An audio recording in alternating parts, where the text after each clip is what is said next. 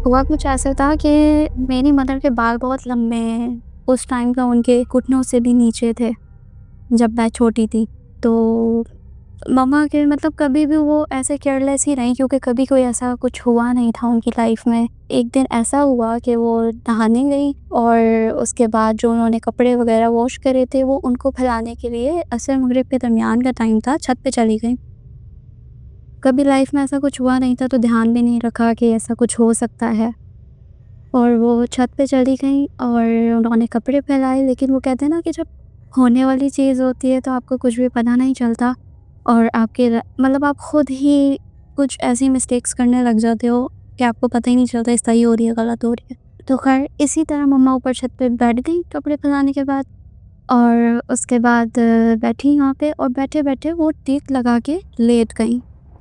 अब इतना मतलब असर मगरिब के बीच का टाइम कितना पीक टाइम होता है इन सब चीज़ों के लिए। ख़ैर उस टाइम कुछ हो गया और पता तो नहीं लगा, उस टाइम तो फ़ौरन पता नहीं लगा। अब डे बाय डे मम्मा क्या करती थी कि जैसे ही मतलब अंधेरा होने लगता, जैसे ही शाम होने लगती थी, ढलने लगती थी, मम्मा की तबीयत ख़राब होने लगती थी। तबीयत ख़राब ऐसे होती थी कि वो हमारा घर था, उसके अंदर जो एक रूम था ना, उसका मतलब दरवाज़ा ऐसे था, एक यहाँ से एक तरफ से एंटर थी, तो उसी सामने वाले एरिया में ही दूसरे साइड से उसका दूसरा दरवाज़ा था और वहाँ से निकलने का रास्ता था। तो मम्मा उस बीच के अंदर कमरे के सेंटर में लेट के ऐसे लेटती थी कमरे के सेंटर में कि वो मम्मा के जितने भी बाल हैं, वो उसके दरवाज़े के बीच में फैले हैं और वो इस तरह बाल फैला के लेट जाया करती थी।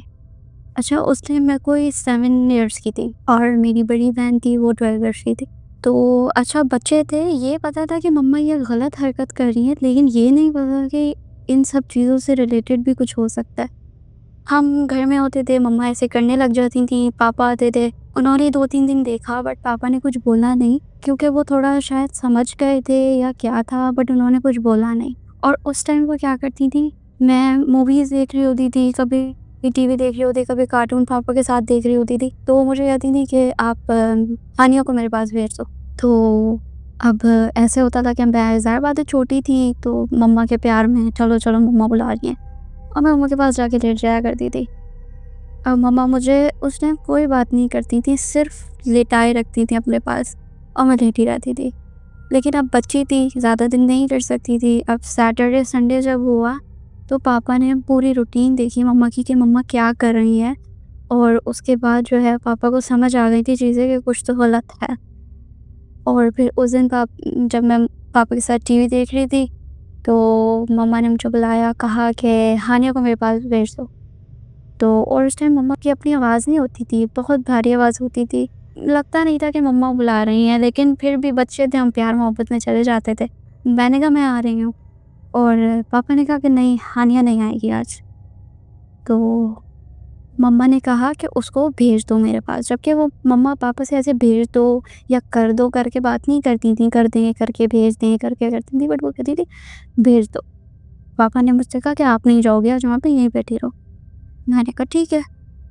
इतने में हमारी जो फूफो थी, उनका घर करीब में ही था, तो उन्होंने बोला कि मतलब फूफो को कॉल करके बोला कि ऐसे-ऐसे मुझे कुछ गलत लग रहा है, और जो है ना अभी तक मतलब कुछ भी निकल के क्लियरली सामने नहीं आया, बट एक्टिविटीज़ कुछ मशकूक हैं।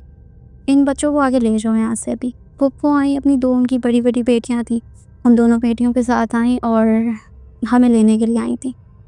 अब उस पॉइंट पे जो अब तक हमारे सामने भी ऐसा कुछ नहीं हुआ था, मम्मा ने कहा ये लोग सब लोग क्यों आ रहे हैं घर के अंदर, जबकि अभी वो घर में आए नहीं थे।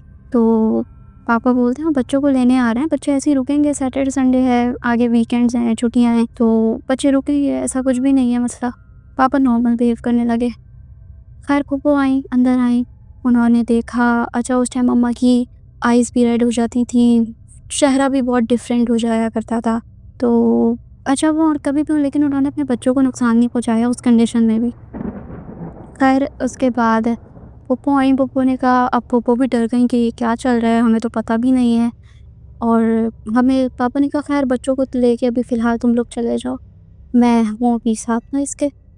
तो फूफो हमें लेके जा ही रही थी और मम्मा चीखने लगी, मेरे बच्चों को कहाँ लेके जा रही हो, इसको कहीं नहीं लेके जाओगे। पापा ने कहा कि मतलब आंखों के इशारे से कहा कि तुम लोग निकल जाओ। इतने में लाइट चली गई। ख़ैर वो लाइट जाने का टाइम था, कोई ऐसा कोई कनेक्शन नहीं था इस बात से इसका, लाइट जाने का टाइम था। लाइट चली गई और मम्मा बिल्कुल आउट ऑफ कंट्रोल हो गई, मतलब बहुत डिफरेंट आवाज़ के अंदर वो बात करने लगी, बदतमीज़ी से बात कर रही थी, मेरे बच्चों को छोड़ दे, यहीं पे छोड़, यहीं पे रख, क्यों उठा के लेके जा रही है, इस तरीके से बात कर रही थी ना। तो फूफो ख़ैर मैं छोटी थी तो मुझे गोद में उठाया, मेरी बहन को जो है बुलाया और फिर निकलने लगी, तो इतने में मम्मा इतनी ज़ोर-ज़ोर से चीखने लगी थी, इतनी ज़ोर-ज़ोर से चीखने लगी थी कि घर से बाहर आवाज़ जा रही थी और मेरी फूफो इतना डर गई थीं, उनकी बच्चियाँ इतना डर गई थीं क्योंकि वो लोग भी लड़कियाँ ही थीं कि वो लोग अपनी पाँव की ना चप्पलें तक उन्होंने नहीं पहनी थी और वो इस तरह घर से बाहर निकली और वहाँ पे लेके चली गई थी। ख़ैर अब सीन ये हो गया, अब ज़ाहिर बात है आस-पास के घर में थोड़ा अंदाज़ा हो गया था लोगों को कि इनके घर में कुछ चल रहा है। तो हमारी जो मालिक मकान थीं, उन्होंने कहा कि मैं किसी को जानती हूँ। पापा ने उनसे अपना मसला डिस्कस किया तो उन्होंने कहा मैं किसी को जानती हूँ, आप इनको वहाँ ले जाएँ, आपका मसला उम्मीद यही है कि हल कर देंगे। अब जब वहाँ लेके गए तो अब वो कुछ इस तरह करते थे कि लेमन्स जो है ना रख के हमारे सारी पूरी फैमिली के, यानी कि हम 2 बहनें थी, मम्मा-पापा थे बस। तो सर पे रख के कट करते थे और छुरी से ना सर पे रख के कट कर दिया करते थे। जब उन्होंने पहली बार ऐसे किया तो मैं खुद बच्ची थी, मुझे तो हँसी आई थी, देखिए क्या कर रहे हैं। और मम्मा के सर पे जब उन्होंने ऐसे किया ना तो वो रेड हो गया था, लेमन वो रेड था। ख़ैर वो रेड हो गया, अब हमारे लिए तो ये बड़ी परेशान-कुन चीज़ थी, मतलब बड़ा कुछ नया था हमारे लिए और मैं बचपन से ही नहीं डरती थी। तो मुझे थोड़ा-सा मज़ा भी आ रहा था ये सब देखने में। अब हम डेली उनके पास जाते रहे, वो इसी तरह रोज़ करते थे, लेकिन तबीयत में मम्मा के कोई फ़र्क नहीं आ रहा था। तो मेरी जो नानू थी, अब जब ये बात उन तक गई, जब बहुत ज़्यादा परेशान हो गए, बच्चे अब कितने दिन दूर रहेंगे, तो नानू ने कहा इसको यहाँ पे ले आओ, देखते हैं हम क्या करना है, क्या नहीं करना आगे फिर। ख़ैर हम चले गए नानू के घर पे, मम्मा के साथ। पापा ने छोड़ दिया वहाँ पे और पापा भी आते रहते थे, लेकिन फिर ये हुआ कि नानू ने कहा, मतलब नानू को किसी ने मशवरा दिया कि आप इनके पास ऐसे-ऐसे ले जाएँ, तो देखते हैं फिर काफ़ी वो हल नहीं निकालते लेकिन वो बता देते हैं कि चीज़ क्या है, मसला क्या है। तो ख़ैर उनके पास लेके गए, तो उन्होंने ये बताया कि आपकी बेटी के ऊपर इस तरह उसने कोई एक्टिविटी करी थी और इस तरह उसके ऊपर जो चीज़ है वो आ गई है। तो अब ये सारी चीज़ें हो गई क्योंकि इन लोगों को, मतलब मैंने जहाँ तक सुना है कि जिन्स वगैरह को ब्यूटी में सबसे ज़्यादा बाल ही अट्रैक्ट करते हैं। तो ख़ैर ये चीज़ हो गई और वो बहुत, मतलब बहुत ही, उन्होंने बताया कि बहुत ख़तरनाक किस्म का है। मैं नहीं कह सकता कि वो जाएगा, या उन्होंने मतलब किसी का रेफ़रेंस भी नहीं दिया कि आप इसके पास ले जाएँ, इसके पास ले जाएँ, वो जस्ट उन्होंने बता दिया। फिर उन्होंने बताया कि आपकी जो मालिक मकान लेके जा रही थी इनको किसी के पास, वो कोई हल नहीं निकाल रहे थे, बल्कि आपकी मालिक मकान इस मौके का फ़ायदा उठा के आप पे इस फैमिली पे ब्लैक मैजिक करवा रही थी। अब हम तो और परेशान कि पहले ही एक मसला चल रहा है और हम दूसरे मसले में फँस रहे हैं। ख़ैर उस टाइम तक काफ़ी देर हो गई थी। अच्छा एक और बात बता दूँ कि इस टाइम के बाद, यानी कि जब मम्मा की ये सारी कंडीशन शुरू हुई थी, ये काफ़ी मंथ्स हो गए थे इस चीज़ को।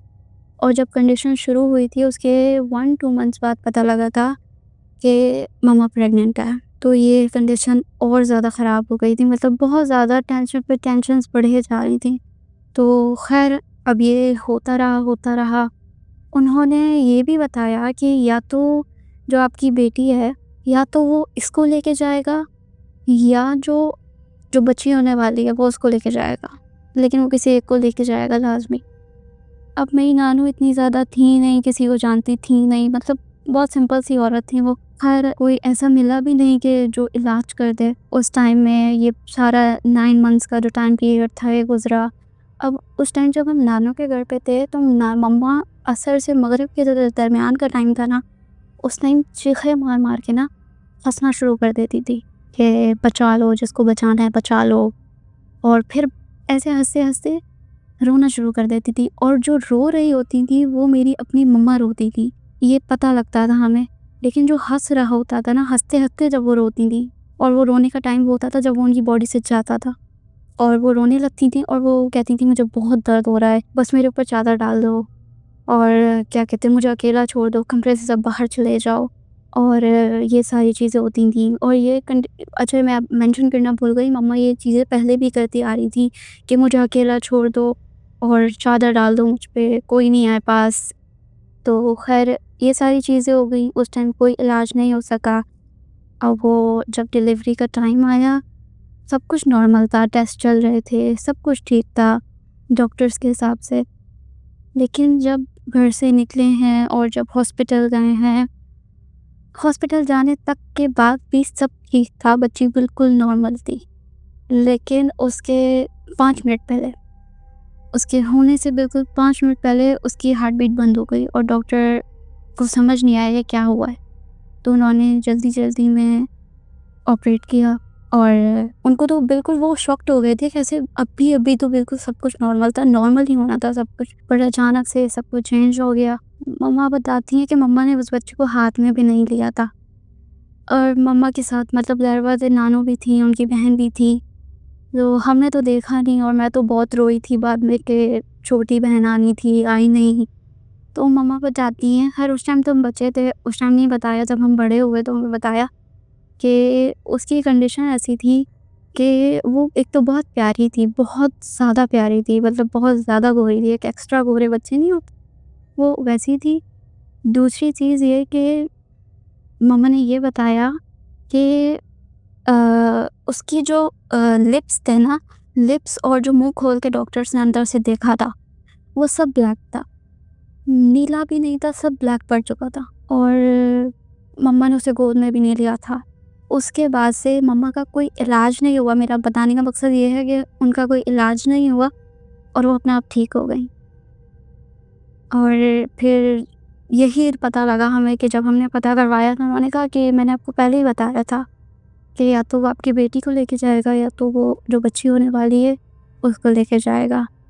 ख़ैर फिर उसके बाद से मम्मा ने बहुत ज़्यादा एहतियात शुरू कर दी हर चीज़ में, क्योंकि इतना बड़ा लाइफ़ का एक्सपीरियंस था और जो ब्लैक मैजिक का जो सीन चल रहा था, उसमें हमारे हालात बहुत ख़राब हो गए थे। इतने ख़राब हो गए थे कि हमारे पास खाने को भी नहीं होता था, इतने ज़्यादा ख़राब हो गए थे। लोग पता नहीं कैसे कर लेते हैं, क्यों कर लेते हैं। ख़ैर उसका तो हमने प्रॉपर इलाज करवाया था। उसके बाद फिर लाइफ़ में अब जब मैं बड़ी हो गई हूँ और मम्मा बताती हैं कि तुम लोगों को पूरी बात नहीं पता है। जब हमने पूछी तो मम्मा बताती हैं कि वो जो बच्ची थी ना, मम्मा के मुताबिक, अब ज़ाहिर बात है वो झूठ तो नहीं बोलेंगी, एक तकलीफ़ से गुज़री हैं। तो बताती थी कि वो जो बच्ची थी ना, वो तुम्हारे पापा की नहीं थी, वो इंसानों की नहीं थी। क्योंकि जब मैं जिस वक़्त कहती थी कि मुझ पे चादर डाल दो, अकेला कमरा छोड़ दो, XYZ ये सारी चीज़ें कर दो, तो वो कोई आता था। मम्मा ये बताती हैं कि तुम उस टाइम बच्चे थे, मैं तुम लोग को ये बात नहीं बता सकती थी। और बस फिर अब जब हमने भी ये चीज़ सुनी तो हम खुद भी बड़ा अजीब से हो गए कि ऐसा कैसे हो सकता है। फिर रिसेंटली अभी 2-3 मंथ्स पहले मेरी मम्मा की तबीयत बहुत ज़्यादा ख़राब हो गई, बहुत ज़्यादा ख़राब हो गई। इतनी के सारे टेस्ट करवा लिए, सब कुछ करवा लिया। और वो जिम ट्रेनर है, मेरी मदर ना जिम ट्रेनर है। वो औरत मतलब जिम ट्रेनर इतने सालों से वो करती आ रही हैं और वो एकदम बिस्तर पे लग गईं और ऐसी लग गईं कि उनके सारे रिपोर्ट्स क्लियर हैं, टेस्ट क्लियर हैं, डॉक्टर कह रहे हैं आप घर लेके जाएँ, कुछ नहीं है इन्हें।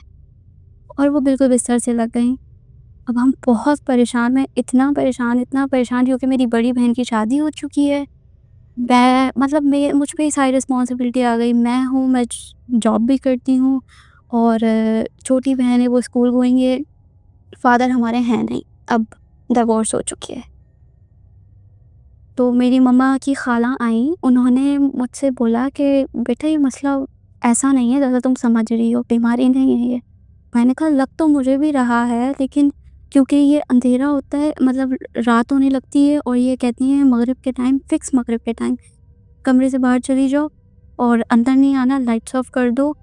और उस पॉइंट पे मैं कभी भी, क्योंकि मैं बचपन में इतना कुछ देखा था तो मैं समझदार हो गई थी, तो मैं उस टाइम उनके सर के पास सूरह बकरा या रकिया वगैरह प्रे कर देती थी और वो मुझसे कहती थी मेरा सर फट रहा है, इसे बंद कर दो।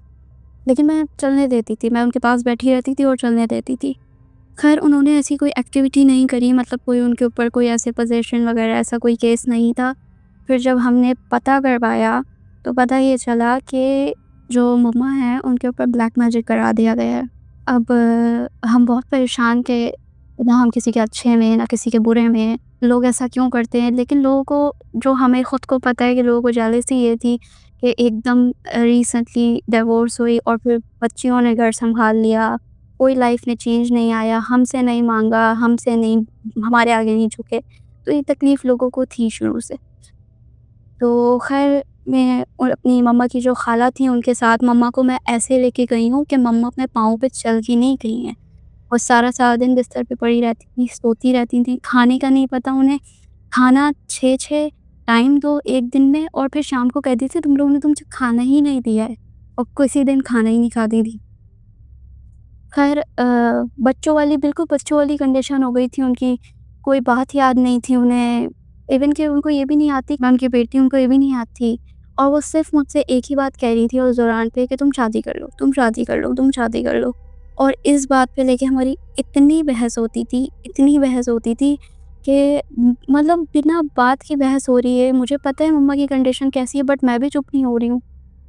और ऐसे-ऐसे करते-करते एक पॉइंट ऐसा आया था कि सब बैठे हुए थे उस कमरे में और मेरी मम्मा से बहस हो रही थी। बहस होते-होते मैं दूसरे रूम में आई। मैंने कहा मुझे आपसे बात नहीं करनी और मैं दूसरे रूम में आई और आने के बाद मैं डिसाइड कर चुकी थी कि अब जब ये रूम खुलेगा मुझे सब मरा हुआ ही पाएँगे। बट अब इतने में मेरी खाला उठ के आई, उन्होंने नॉक किया, उन्होंने कहा दरवाज़ा खोलो, बाहर आओ, मम्मा को कुछ हो गया है।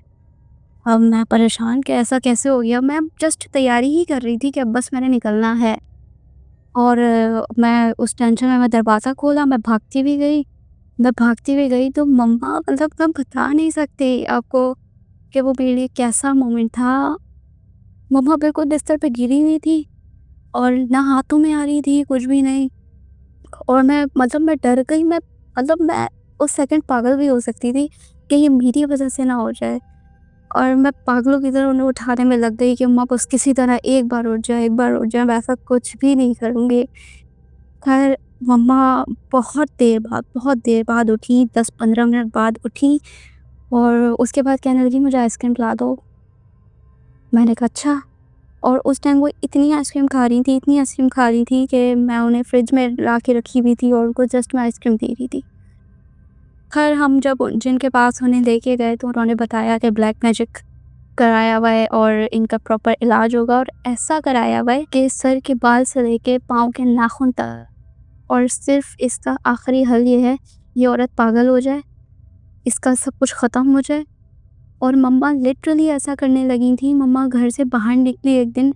अब मैं उस टाइम नाइट शिफ्ट करती थी, मैं घर पे सुबह आके सोती थी।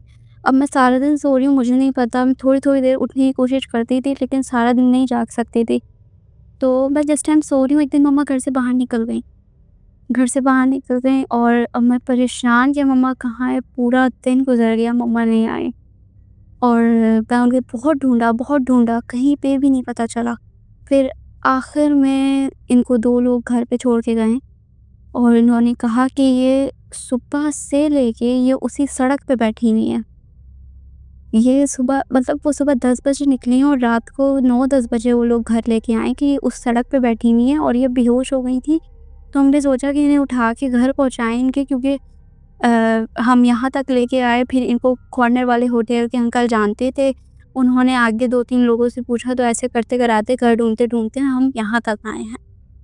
तो मैं तो परेशान हो गई कि ये क्या है? फिर जब मम्मा को होश आया तो मैंने पूछा मैं आपने क्यों किया है? कह रही है मुझे घर में डर लग रहा है और मेरा दिल चाहता है बस मैं सड़क पे बैठी रहूँ और वहीं पे बैठी रहूँ। ये मेरा घर जो है ना ये मेरी अज़ियत बन रहा है।